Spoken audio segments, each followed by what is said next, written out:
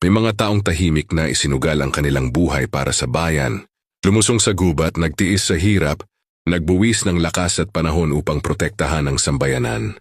Isa na rito si Ronald Bato de la Rosa, isang scout ranger, dating hepe ng PNP, ang lingkod bayan na dumaan sa matitinding pagsasanay at panganib para sa Pilipinas.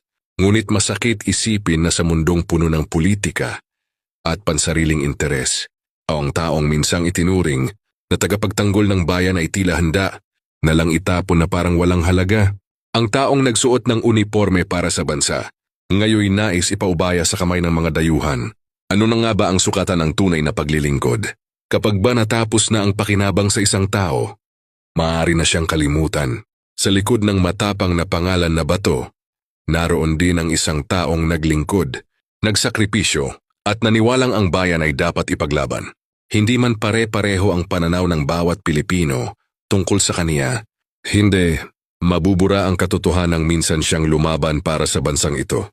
Sa init ng laban, sa gitna ng panganib, at sa panahong maraming natatakot tumindig, nakakalungkot na minsan ang taong handang ialay ang buhay para sa bayan ay siya ring unang inihahandang kalimutan ng sariling bayan.